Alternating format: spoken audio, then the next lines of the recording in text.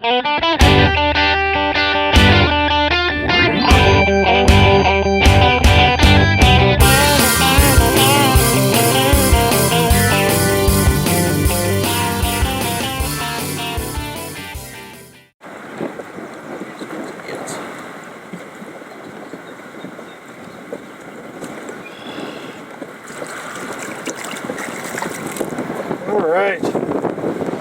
little guy, but we'll start with that. Out here crappie fishing, pan fishing. That's a little baby, but what we're doing is, it's middle of summer now, summertime. A lot of people have problems finding crappies and panfish this time of year, and really it's the easiest way to do it. All I'm using is just a small jig with a twister tail. It's 16th ounce with a little Mr. Twister on it. And we're right on the edges of these cabbage lines. They put on the brake lines here. And really, it's simple. You pitch it out behind the boat.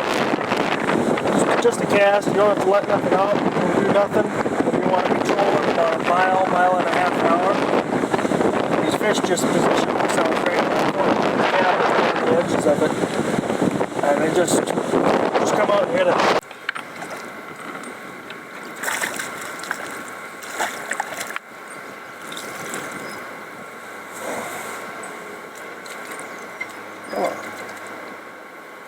Yeah, these things are a blast. These are one of my favorite things to fish besides muskies.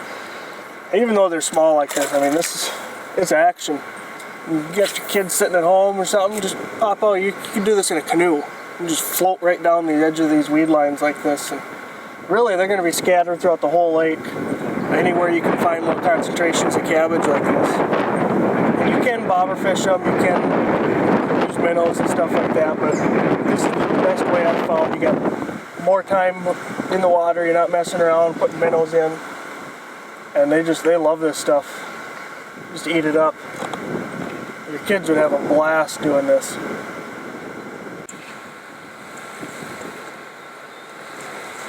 Something different, but nicer.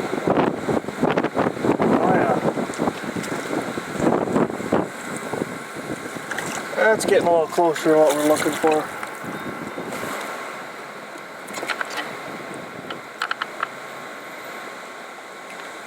Getting a little better there. I'll take a second here while I'm up and I'll show you guys kind of the setup what I got for today. I've got a 6'9" medium light action or ultralight will work really good too. But the big thing here is in the summertime, these crappies, their lips get really thin.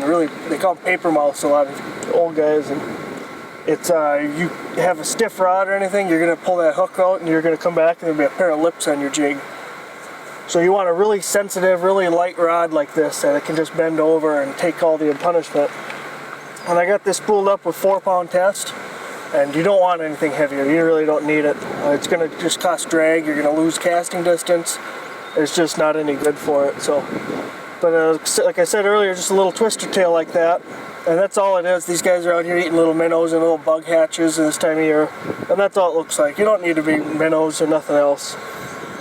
But this is the simplest fishing you can get, and it's really the most productive in the summertime. You're constantly moving, and there's this fish are out here. I mean, we've been doing it for 20 minutes and caught 10-15 little fish already.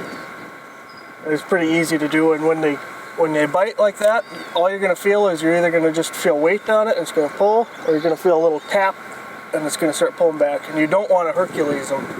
You don't want to go setting the hook on them. Just start reeling. If you start setting the hook, you're going to pull their lips off, and you're going to be missing fish and get angry all day. So when you get one that hits, just set the hook and just start reeling. Nothing fancy. You don't have to cross their eyes off or anything.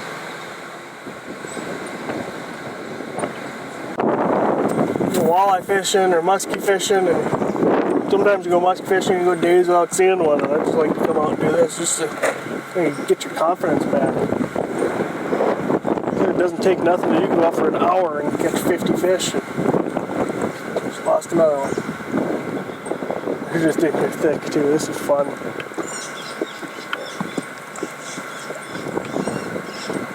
starting to get a little bit better sized ones though, at least, so got away from those peanut sized ones.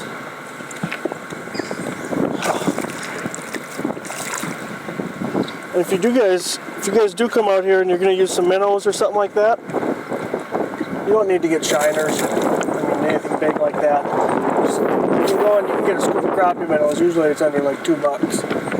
And they'll work just the same system that we're doing here. You control them on these little light jigs like that, or you can fish them under bobbers. Another one. Like our earlier crappie show in the spring where we were using the bobber and kind of twitching it. The same thing will work right now too. Just moving out a little bit deeper.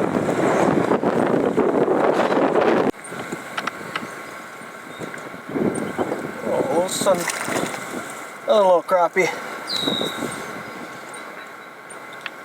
They're small, you know, we've never been on this lake before, and it's kind of good to catch those fish like that. You know, there's at least some good age classes coming up, and you gotta keep that in your memory bank. In about 4 or 5 years, this lake will be really good. But one thing I want to talk to you a little bit is, oh, another one already. Just to remember your limits when you're out here. I mean, this can get kind of confusing. You start catching fish left and right, and start throwing them in the live well. I don't even want to show that one. Start throwing them in the live well, and before you know it, you got 15, 20 crappies in there. You go to load off the boat, and the DNR's sitting there waiting and checking you or something. So just to save yourself some trouble, just keep a notepad and keep a notepad or keep counting somehow. Make sure you don't go over, because you don't want to get a fine for that. It's not worth the effort.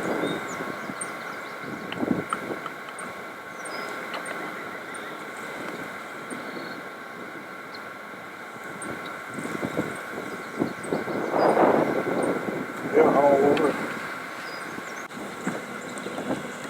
Trying to get bigger.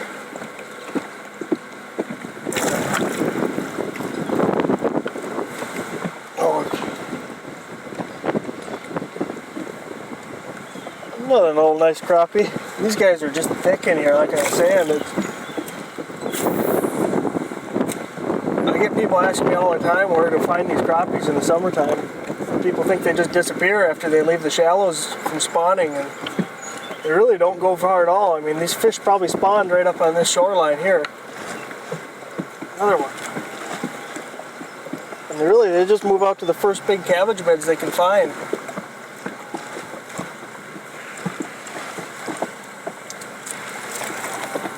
Water skied in.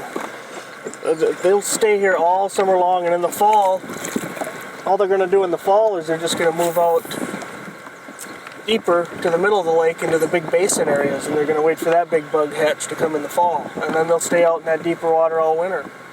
In the spring, they'll move right back up. I mean, when you find these spots like this, year after year, it's the same spots. The weeds will change a little bit, your depths will change a little bit, but it's the same areas. It's the bottom content that's making these weeds grow here, so you're going to get the same spots. It's just going to have to vary a little bit in your depth. The depth will change a little bit, but just remember those spots. Mark them in your GPS, write them out in a book, something just so you can help yourself remember them.